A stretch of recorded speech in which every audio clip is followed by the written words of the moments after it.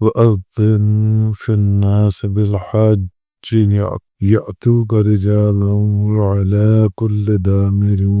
يَأْتِينَ مِنْ كُلِّ فَجٍّ عَمِيقٍ۔ اور لوگوں میں بلند آواز سے حج کا اعلان کیجیے، وہ آپ کے پاس دور دراز راستوں سے پیدل اور ہر دبلے اونٹ پر سوار ہو کر آئیں گے۔ تو جیسے کہ پچھلی آیات کے اندر حضرت مکہ مکرمہ اور کعبہ معظمہ کا ذکر گزرا، اب حج کے متعلق جو حکم فرمایا گیا، حضرت ابن عباس رضی اللہ تعالی عنہما فرماتے ہیں یہ حج کا جو اعلان ہے اس کے کرنے کے متعلق امام ابن جریر نے یہ روایت ذکر کی ہے کہ حضرت ابن عباس رضی اللہ تعالی عنہما بیان کرتی ہیں کہ جب ابراہیم علیہ السلام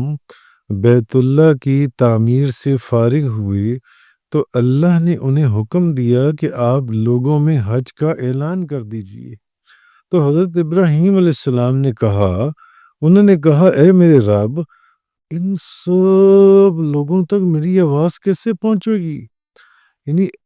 حکم تو یہ ہوا کہ آپ لوگوں میں حج کا اعلان کر دیں، تو آپ نے فرمایا مولا کریم سب لوگوں کے اندر میری آواز کیسے پہنچے گی؟ تو اللہ نے فرمایا کہ یعنی ابراہیم تم اعلان کرو، آواز پہنچانا میرا کام ہے، تم اعلان کرو، اس اعلان کا پیغام یہ جو ہے ان لوگوں تک پہنچنا یہ میرا کام ہے کہ وہ کیسی آواز پہنچے گی۔ پھر حضرت ابراہیم علیہ السلام نے اعلان کیا اور کہا کہ اے لوگو، تم پر اس قدیم گھر کا حج فرض کر دیا گیا، بس تم حج کرو۔ لہذا آسمان اور زمین کی تمام مخلوق نے ان کے اس اعلان کو سنا حضرت ابراہیم علیہ السلام کے۔ تو کیا تم نہیں دیکھتے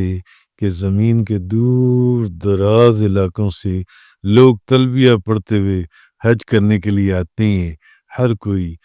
اور مجاہد نے حضرت ابن عباس رضی اللہ تعالیٰ عنہما سے اس آیت کی تفسیر میں روایت کیا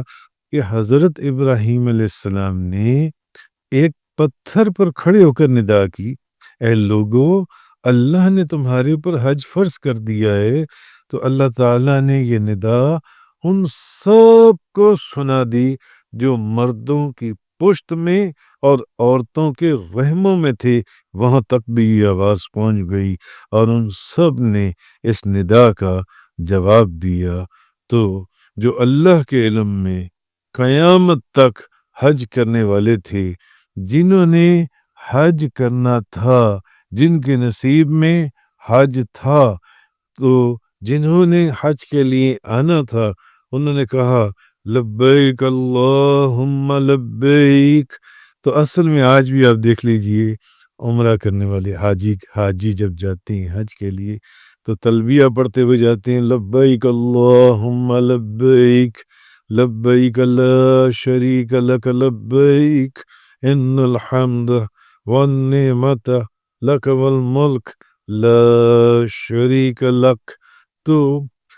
لہذا یہ بات سمجھ میں آئی کہ قیامت تک وہی حج کر سکیں گے جنہوں نے ابراہیم علیہ السلام کی پکار پر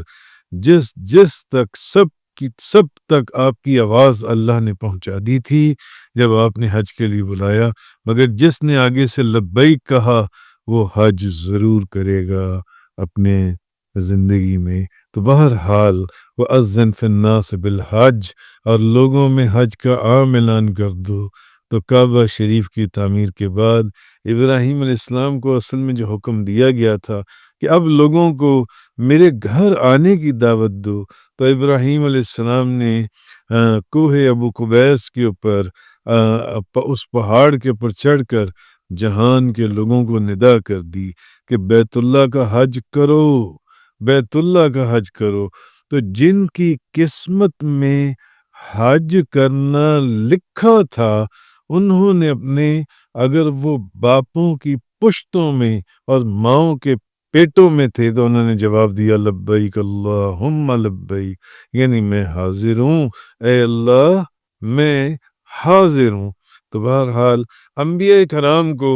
یہ نبیوں کا معجزہ ہے، اور بعض اولیاء اللہ کو یہ کرامت عطا فرمائی گئی، جیسا کہ حضور سید الاولیاء گیلانی، جیلانی، محبوب سبحانی، قطب ربانی، شہباز لامکانی، غوث سمدانی، قندیل نورانی، شان سلیمانی، تفسیر قرآنی، لال بدخشانی، حضرت شیخ عبد القادر جیلانی رضی اللہ تعالی عنہ،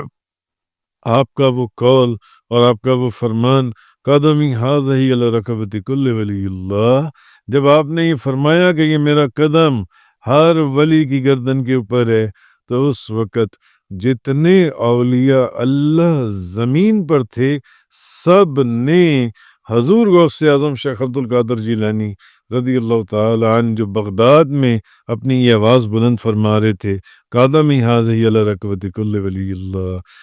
وہ سب نے اپنی گردنوں کو جھکا دیا، بلکہ بعض اولیاء اللہ نے سلطان الہند خواجہ غریب نواز معین الدین چشتی اجمیری اور بعض اولیاء نے تو یہاں تک فرمایا کہ آپ کا قدم ہماری سر آنکھوں پر۔ تو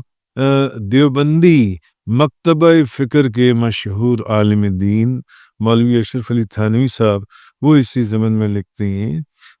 ہیں کہ جب حضور غوث اعظم شیخ عبد القادر جب انہوں نے شیخ عبد القادر جیلانی نے قدمی حاضی علی رکبت کل ولی اللہ، تو جب انہوں نے یہ فرمایا تو اس وقت روئے زمین پر جتنے اولیاء اللہ تھے سب نے حضور غوث اعظم کی اس آواز کو سنا اور گردنیں جھکا دیں، بلکہ بعض نے گردن جھکا کر یہ بھی کہا کہ آپ کا قدم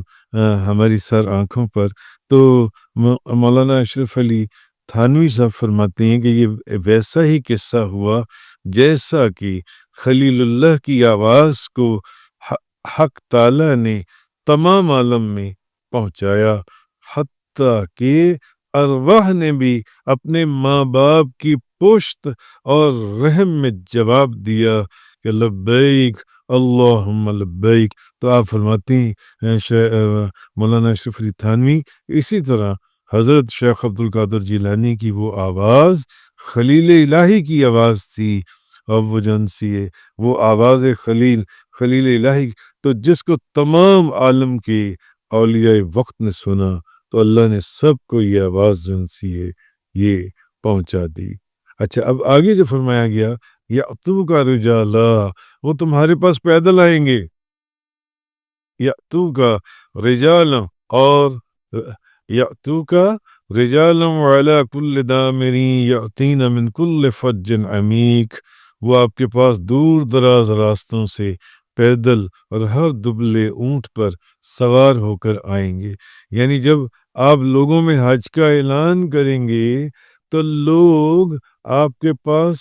پیدل بھی آئیں گے اور ہر دبلی اونٹنی پر سوار ہو کر آئیں گے جو دور دراز کے راستوں سے آتی ہے اور لمبا سفر کرنے کی وجہ سے دبلی ہو جاتی ہے۔ تو اس آیت میں اصل میں حج کے لیے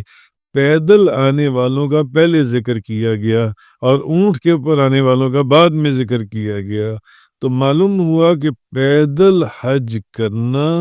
بہت زیادہ افضل ہے اور بہت زیادہ فضیلت کا باعث ہے۔ حضرت عبداللہ بن عباس رضی اللہ تعالیٰ عنہما سے روایت ہے کہ رسول اللہ صلی اللہ علیہ وسلم آپ نے فرمایا جس نے مکے سے پیدل حج شروع کیا حتیٰ کہ وہ مکہ لوٹ آیا، یعنی حج مکمل کر کے مکہ لوٹ آیا، تو اللہ تعالیٰ اس کے ہر قدم کے بدلے 700 نیکیاں حرم کی نیکیوں میں لکھے گا۔ تو عرض کیا گیا یعنی یا رسول اللہ حرم کی نیکیاں کیا ہیں؟ یعنی حضور نے فرمایا کہ جس نے مکے سے پیدل حج شروع کیا یہاں تک کہ حج مکمل کر کے مکہ واپس لوٹ آیا تو اللہ اس کے ہر قدم کے بدلے میں 700 نیکیاں حرم کی نیکیوں میں لکھے گا۔ تو اور جب عرض کی گئی کہ حرم کی نیکیاں کیا ہیں تو ارشاد فرمایا کہ ہر نیکی کے